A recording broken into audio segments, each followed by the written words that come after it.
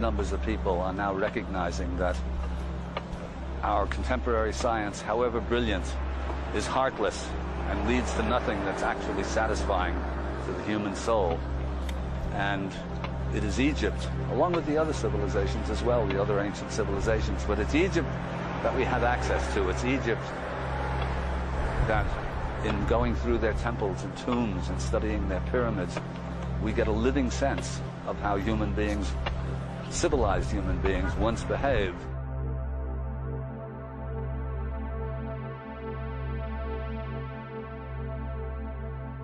The science of perfecting of consciousness.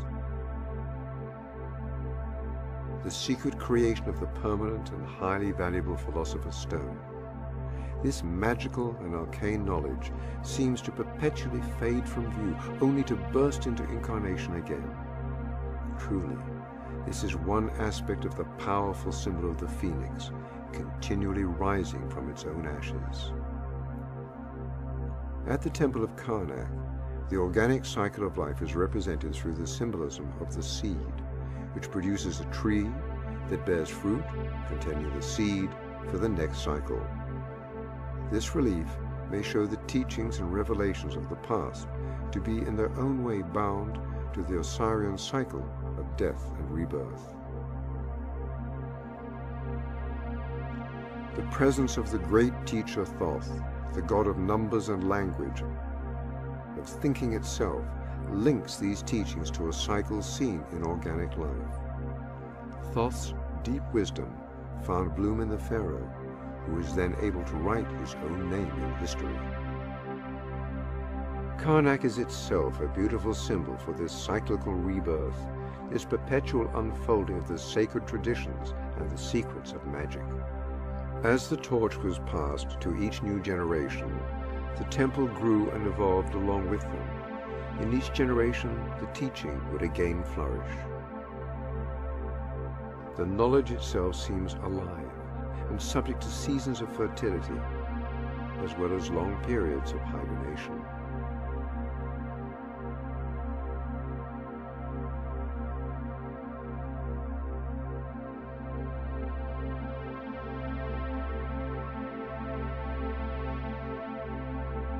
Throughout history, we see its cyclical re-emergence and its evolutionary influence on man.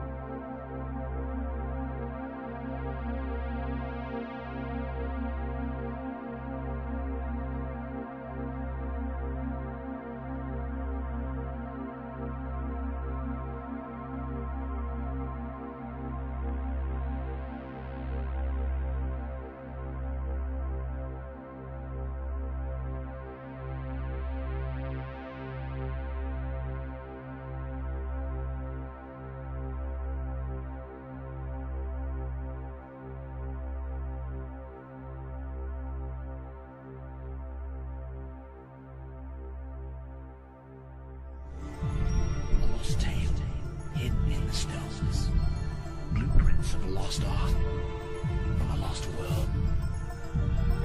Behind the veil lies another Egypt, hidden in Egypt. Magical Egypt.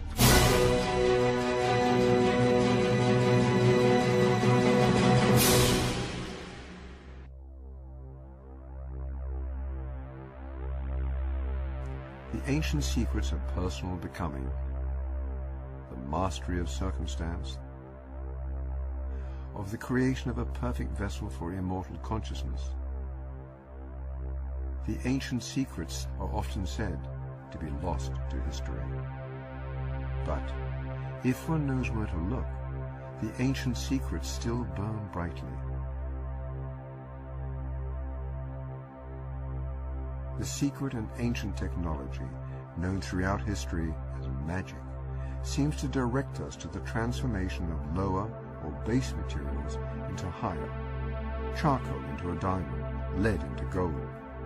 But since the beginnings of transmission of these secrets, their most precious application was to the materia prima of consciousness itself, our attention, our awareness, our intellect, our inspiration, our intuition, our individuality. It is the materia prima that most take for granted. It is widely wasted, largely overlooked, and hardly regarded.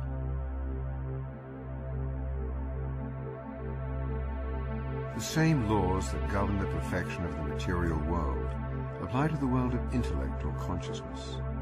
We can create a diamond out of ourselves by following the same rules that apply to the perfection of any external material. This is one aspect of the deep secret of the Philosopher's Stone, the transmutation of our consciousness into an object of perfect, compact structure, high value, virtual impenetrability, and lustrous permanence.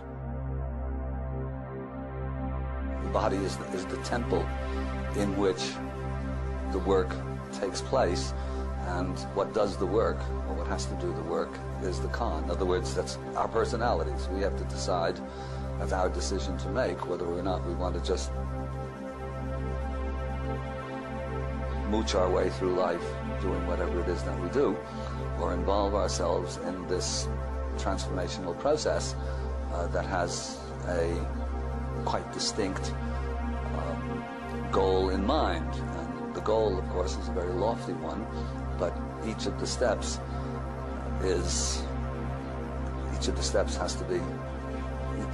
has to be accomplished before the next step takes place. And for those who are engaged upon this path, that becomes the all-absorbing focus of a lifetime lived. And it really depends. That's our decision. We're not obliged to do this. In a sense we are, because if the Egyptians knew what they were talking about, and the Khan, the deceased, is judged in the judgment hall of Osiris, if we don't do it, we suffer the consequences. And if we do it, we reap the reward commensurate with our work and where we got. And this is formal in Christianity as well. Practically everything in doctrinal Christianity can be related to Egypt.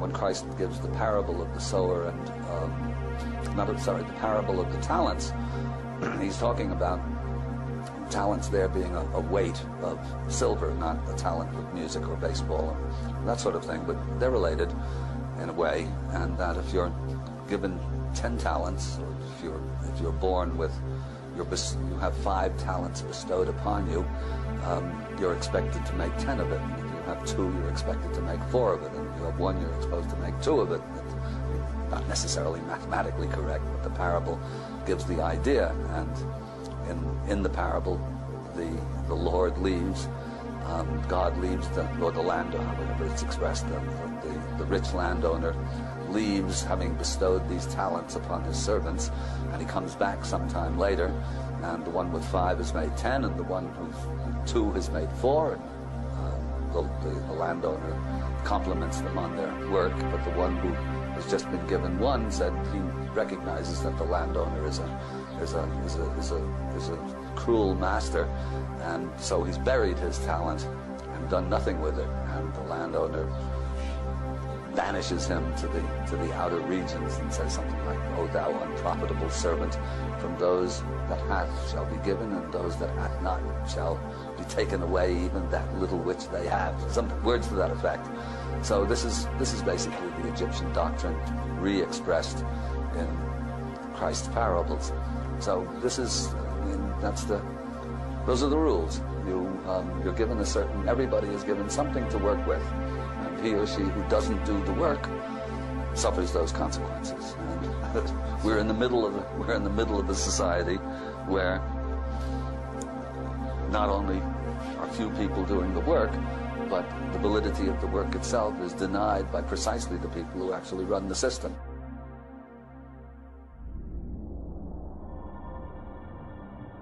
What is intelligence?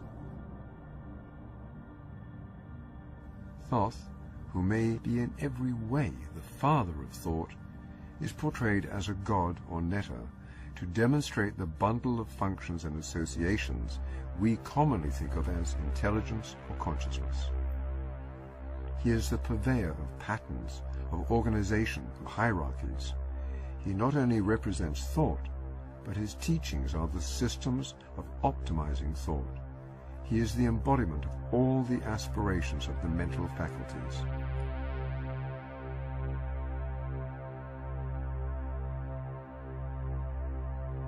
The many Nilometers employed up and down the Nile showed a very developed science of measuring and predicting the rise and fall of fertility of the land.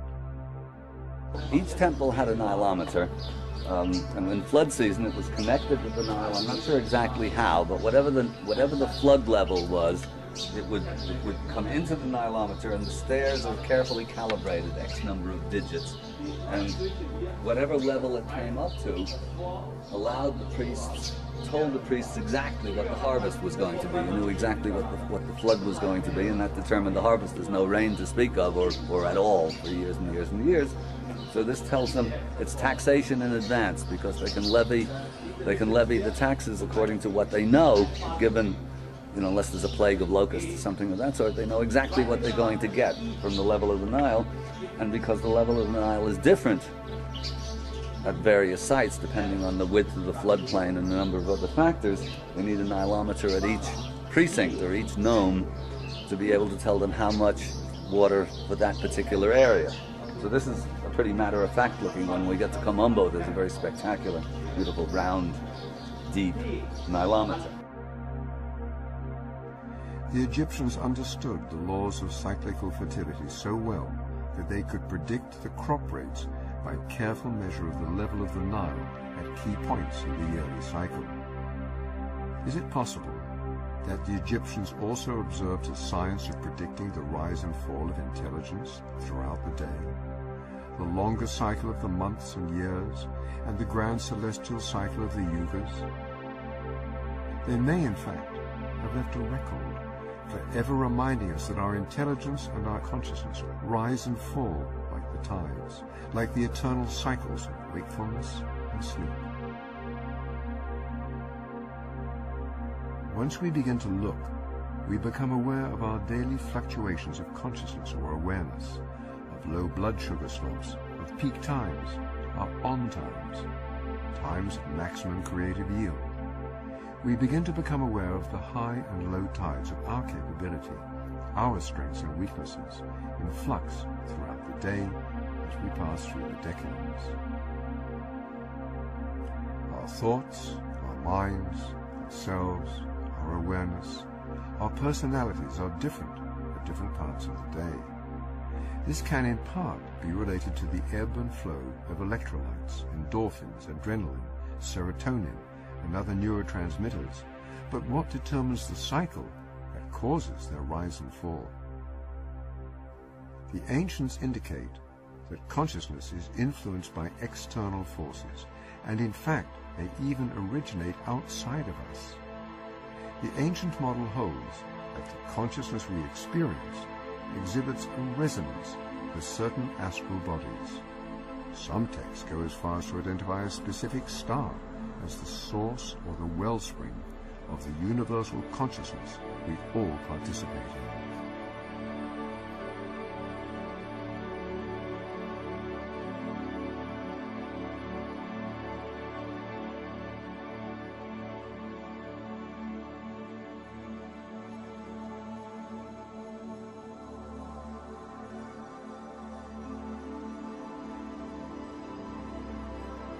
It seems obvious that intelligence and mental focus of a higher concentration of consciousness was necessary for the carrying out of magical work. As the land was made fertile or subject to famine according to the rising and falling levels of the Nile, perhaps the fanatical attention to the heavens is evidence of the tracking of mental, intellectual, intuitive, and magical fertility, charted and observed, rising and falling in strength on a cycle corresponding to certain stars. Is this one of the secrets behind the precise astronomical alignment seen at so many of the sacred sites?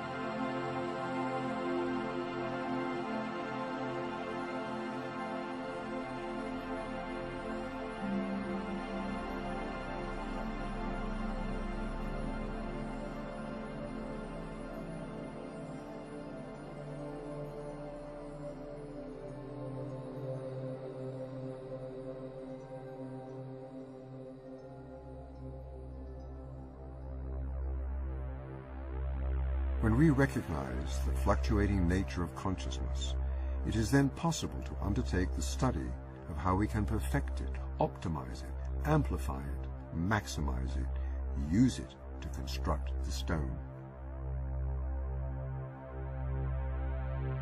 The Arabian name for Egypt was Kemet, meaning the Black Land. Alchemy was originally known as Alchemet, or from the Black Land. It was a magical practice that was so carefully guarded that its steps were shrouded in allegory and riddle. It was communicated through metaphors about transformation, or more specifically, transmutation. It described the alchemist's quest to collect the materia prima and to subject it to a series of exacting purification processes. If performed correctly and with great attentiveness on the part of the alchemist, the materia prima would become transmuted to a higher state. Yes, well, the word alchemy, there's arguments over this, there's arguments over everything, actually. But alchemy probably derives, it's an Arabic word, with al-Kemet. The Egyptians called their own country Kemet, the Black Land. And so alchemy becomes the art of the, or from, of the Black Land. And it is, I think, a direct or an indirect transmission of an Egyptian doctrine. The mystery schools had more or less died out, you could say. Anyway, there certainly wasn't a whole society devoted to developing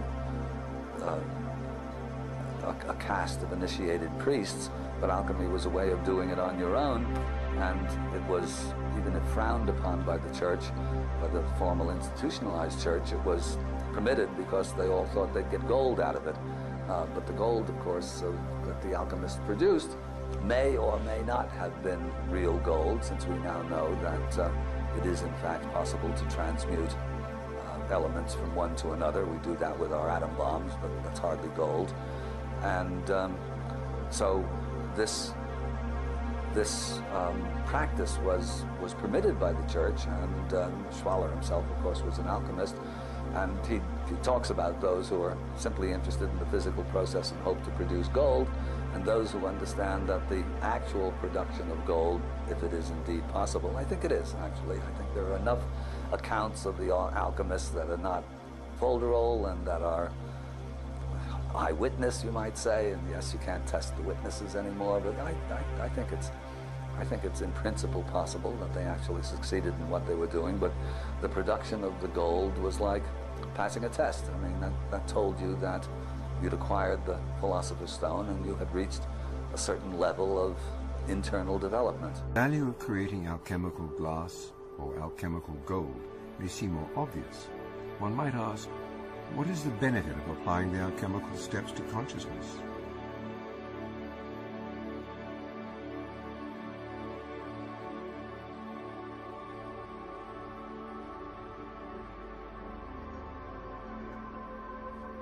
At the beginning of the show, we discussed great minds throughout time that were made great, who were able to write their names in human history as a result of discovering and internalizing these secrets for themselves.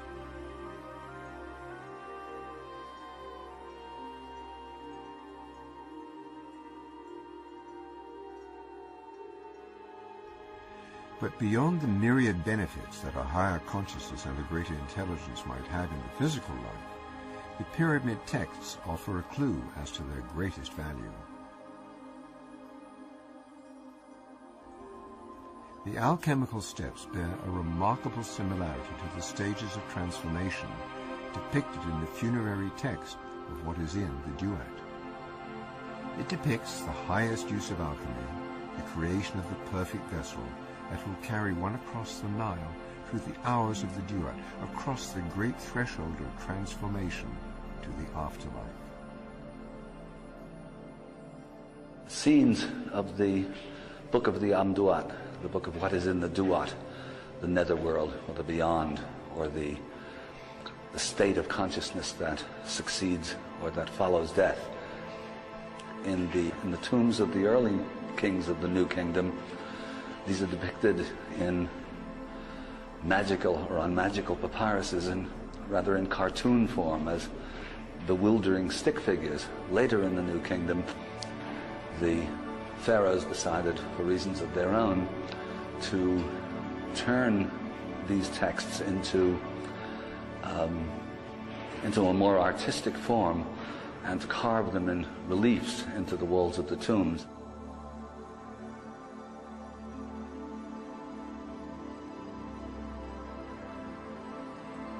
The tomb of Seti I, now closed to the public because of severe geological subsidence, has been closed for some 17 years and probably will continue to be closed to the public.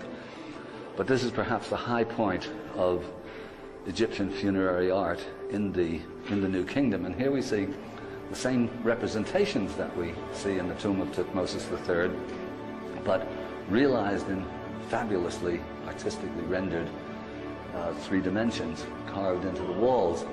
But the end result is rather peculiar in that the initial effect when you walk into those early tombs is one of high magic. In the later tombs here, for example, the effect is more artistic. In other words, we're in the company here of virtuoso artists, and it's less obvious that they're magicians.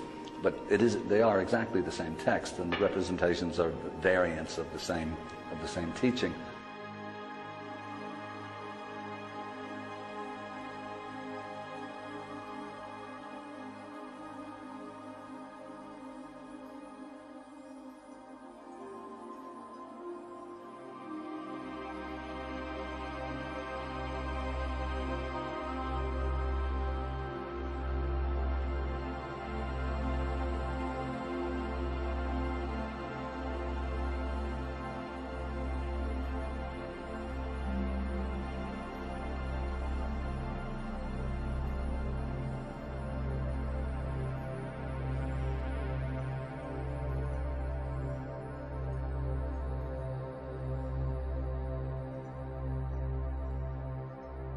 When consciousness works on itself, perfects itself, takes itself through the alchemical steps, it becomes the stone. This is the vessel used by the deceased when navigating the duat. This is the seed or the egg, which hatches into a higher incarnation in order to act on its own behalf to gain mastery over the machinery of the afterlife. This is why the priests and initiates spent each day in constant service of constructing the perfect stone. The perfection and crystallization, the condensation of the will, the attention, consciousness. The finished process created the philosopher's stone, the diamond out of charcoal, lead into gold. It was believed then as now that work done in life to perfect, to congeal, to make permanent the consciousness would prevent a dissolution and evaporation or breakdown of consciousness in the afterlife. The consciousness that remains in an imperfect or incomplete or charcoal state is easily broken down, dissolved by forces of separation that one passes through at the threshold of death.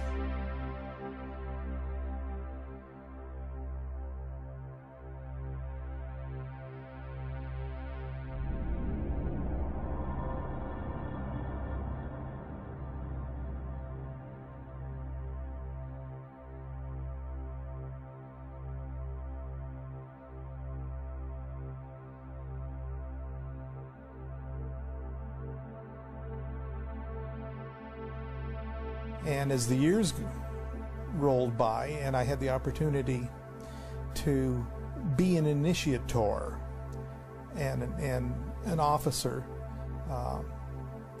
in these initiation ceremonies, some of them overtly magical in nature, things started to put themselves together about what the initiatory structure really was. And then things sort of echoed back to me from the Book of the Dead. all these crazy little things that they did in the Book of the Dead, or had the deceased do. All of a sudden I saw elements of that in all of the little initiatory steps. So I took another look at the Book of the Dead and more or less figured, yes, this is the pattern for initiation.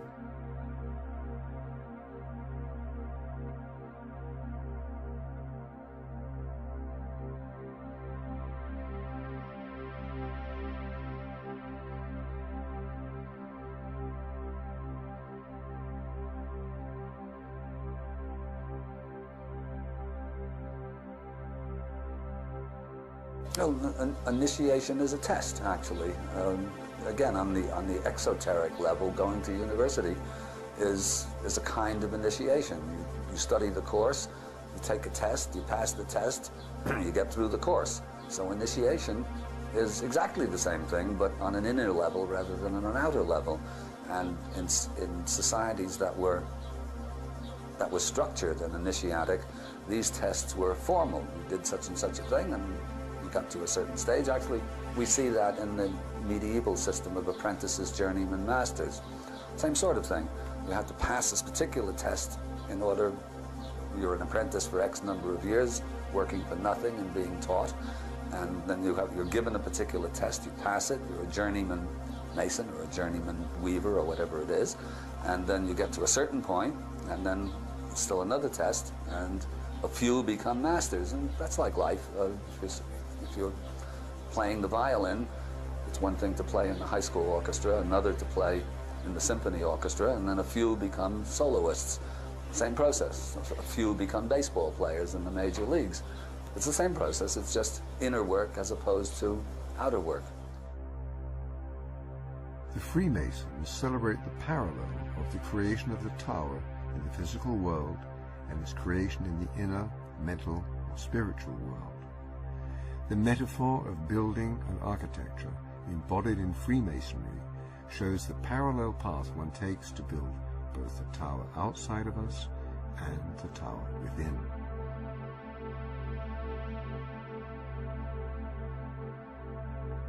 This is one of many strong ties between the ancient Egyptians and modern Masons, as well as a number of other contemporary esoteric and fraternal societies. If you go on a tour of great Masonic buildings of Europe and the United States, you'll see that the architecture, the decorations and such in the door are decidedly Egyptian. If you go to the House of the Temple in Washington, D.C., there's two big sphinxes out front, and winged solar discs and such all over. So from a superficial point of view, Masons dig all things Egyptian. If you look at old trestle boards, old Masonic posters and such, you'll see pyramids and obelisks and sphinxes and such, even though their myth is of King Solomon's temple and biblical things and that Phoenician style stuff. Nevertheless, it all translates Egyptian. The ceremony itself, by its ceremonies of initiation, by its format, follows the pattern of where you're stopped, you pass, you have to overcome the thing. Moving to the Golden Dawn now as a magical society that was proud to call itself a magical society, founded in 1888 in London.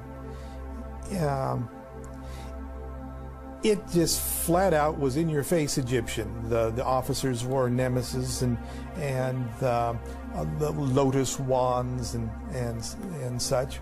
And there's Egyptian god forms that was part of the regular mystical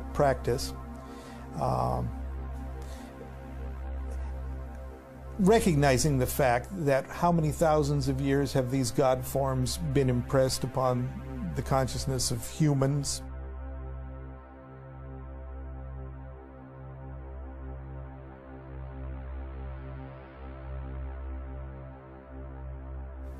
Other things in the Golden Dawn were Egyptian too, and there was a vault ceremony where literally an entombed Osiris, gets up and has a little talk with you, which is quite impressive, I think, and so it's had a lot of influence. Moving into to Aleister Crowley, who was a member of the Golden Dawn long enough to cause so much trouble that the whole thing fell apart. But his initiatory society, actually there's a couple of them, but the core one, which was an extension of this Golden Dawn schema, and the Golden Dawn degrees were representative of higher forms of consciousness, progressively higher forms of consciousness, but they didn't actually require you to achieve those levels of consciousness to attain those degrees. But this is the pattern of what you're going to do, someday, So, but Crowley's thing was, nah, you're not those degrees unless you're experiencing that level of consciousness. And he just went hardcore Egyptian. Some of his initiatory, just even the names of the initiations for that organization, which are self-initiations ultimately, because ultimately all initiations are self-initiated. But Liber Pyramidos, it's got another ritual that literally puts you in a boat, like Osiris, like the dead, like the Book of the Dead. And in order to do this ceremony properly, you have to have a lake and pylons and somebody rowing you to different things. Well, it's pretty impressive. So that's overtly Egyptian too. So I would say, if we just go back into history and wipe Egypt out, it pulled a big plug on modern initiatory societies, because there's not a heck of a lot of them out there dressing up like Hittites. What is it about these ancient secret teachings that have made them so timeless and valuable, so sought after, so faithfully preserved?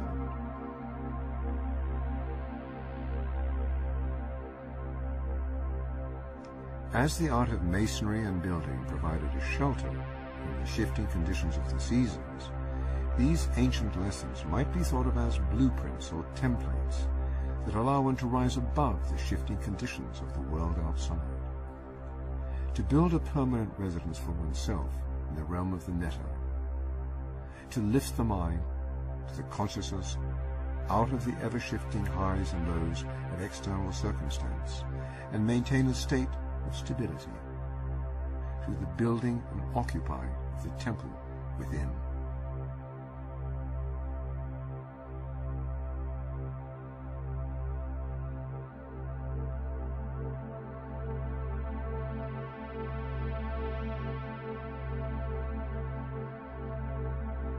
These ancient teachings were blueprints for the creation of the inner tower.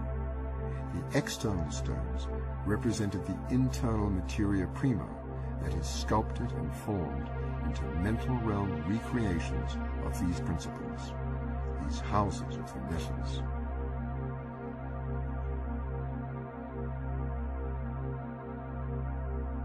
The temple is a masterpiece of mnemonic technology. The temple, acted as a template, its design mimicked the optimal 3D structure of the teachings it transmitted. Its symbolic and architectural components demonstrated the interconnectedness of its teachings, and at the same time showed an ideal form for its internalization as a mental model of its revelations. Its form may have suggested the optimal structure of its recreation in the brain. Seen in this light, the temples become an outward reflection, an icon, a symbol of the structure of an inner temple.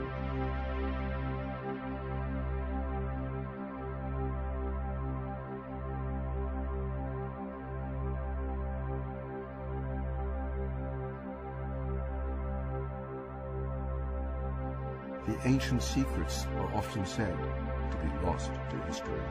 But if one knows where to look, the ancient secrets still burn brightly, preserved and protected in fraternal orders, esoteric societies, in the ageless wisdom teachings that are a legacy from the ancient Eastern cultures, in modern magical circles, in global shamanic practices, and encoded in many more unconventional and unexpected places. They're all over the place. Maybe they've always been all over the place, but they've been too scared to come out of the closet. I don't think so. There's always been a magical movement. There's always been people that studied Western Hermeticism, considered themselves nominal this religion or nominal that religion, but behind it all, they at heart were magicians.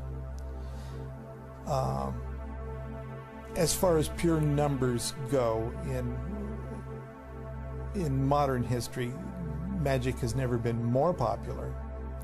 There's a thriving golden dawn, all sorts of golden dawns, different kinds of golden dawns if you're this religion, or a golden dawn if you're that religion. It's very popular. There's more information on the bookshelves than there ever has been. Some of it's pretty good.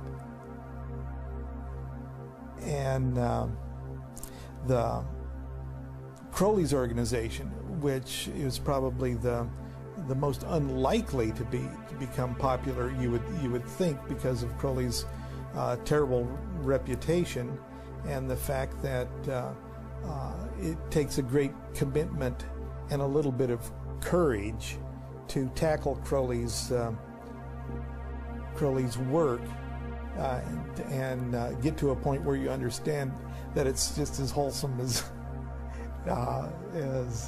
anything else. It's scary, but it's wholesome, you know. The outer organization, the Ordo Templi Orientis, has like 3,000 members throughout the world in over 20 countries, and it's not because I think that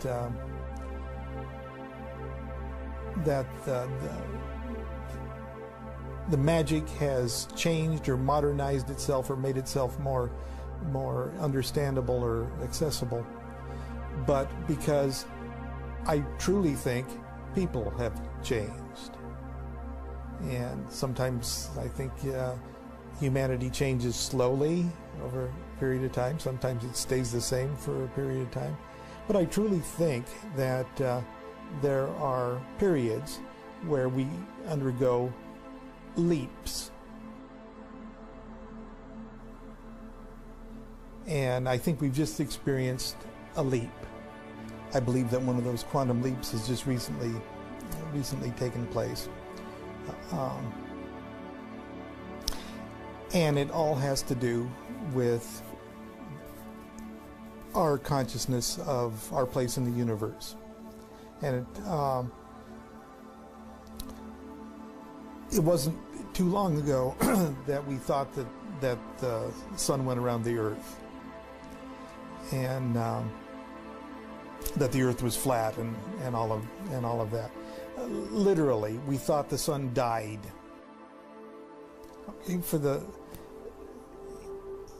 We thought the sun actually died every night, and even if we gave it a thought, you know, it's going to come up tomorrow because it did yesterday, you know. Dad said it always came up before, you know. So, but there was always this uneasiness about it, and for many years, it was in the hands of priestcraft of every culture that, hey, we're the guys that make the sun come up, you know. So I know you're scared at night, but if you follow our rules and pay our taxes and feed us, you know, that sun's coming up tomorrow. And so it wasn't all that long ago. And that dying sun thing that we all had in common with everyone else on the planet gave rise to the fundamental religious forms of expression and our whole idea of the afterlife. Okay, the sun goes down at night. It doesn't go down, it dies. Okay, and I sort of die at night because I fall asleep, and so I'm sort of dead too. Not only that, I dream, and there's light in my dreams. Where the heck does that light come from? It must come from that dead sun. Okay, and this must be that dead sun's world. And there's strange things happen. I even meet dead relatives there. You know? And so it's very easy to think that the dead sun rules the night and the dead sun rules the afterlife. Okay, so it's just one little step to thinking that when I die, I'm going to be in charge, or the guy in charge of me is going to be the dead sun, and I'm going to have to, you know, follow his thing. That's Osiris in the underworld. Okay, riding his boat. Okay, and that's the whole Christian, the Christian formula too. Okay, Christ, like the sun, died, and like the sun, has to be ooga booga'd up in the morning. There has to be intervention of some kind to get him up in the morning. So that, even though long after we learned that the Earth goes around like this and the sun's, you know, relatively stationary and such, we were still dominated by this concept in the back of our heads. Well, the sun really dies, and just like my religion tells me, my Savior really died and had to come up. Osiris had to come up. Jesus had to come up, and about 19 others, you know, in that same period, have to come up.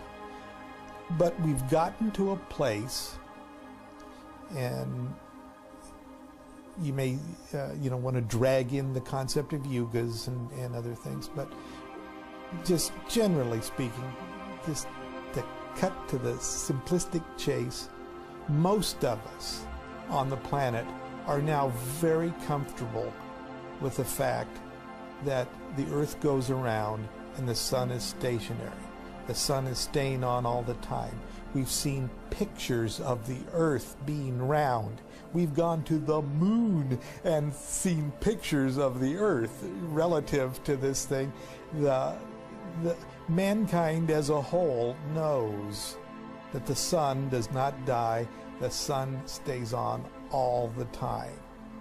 And there, I think just recently and within the last 100 years, let's say, recently something has clicked in all of us, or something has clicked in enough of our collective consciousness that the sun never dies. The sun stays on all the time.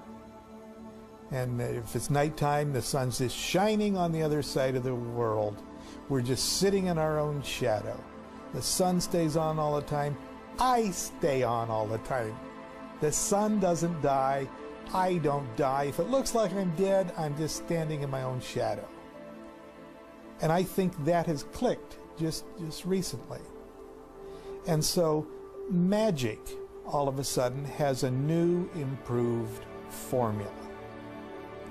And the magical societies of today are now thrilled at this new little piece of the equation.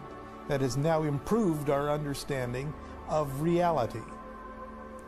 We don't understand reality yet, you know, but it's a little bit better than it was before, and all of a sudden that's exciting.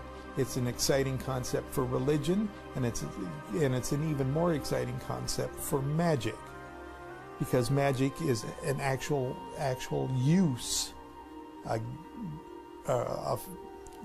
get up off your chair and do something instead of think about something. With this new improved formula. That's, I think, the Golden Dawn was sort of a preview of that. Crowley was sort of a flat-out announcement of it. And the Masons, bless their hearts, from probably medieval times, we're trying to say, it's coming up, you guys. You know, it's coming up. You know, there's something bigger than you know, this knock you down, pick you up, knock you down, pick you up, die, come up, light, dark, light, dark. And just, you stay on all the time. It's a fundamental new realization of the continuity of existence.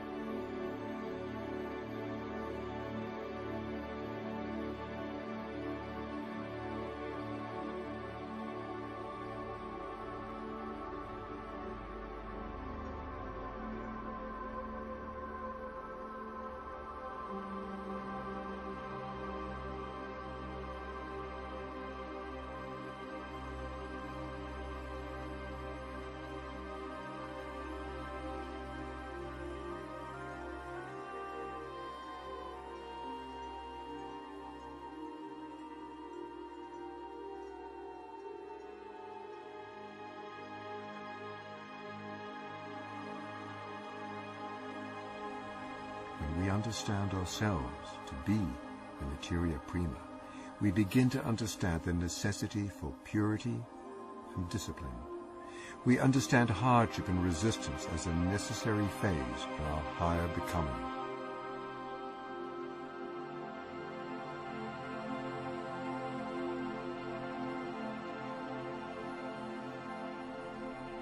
Most importantly, we understand the constant attention required to nurture the fleeting new birth and to ultimately make it solidify into perfection, into permanence.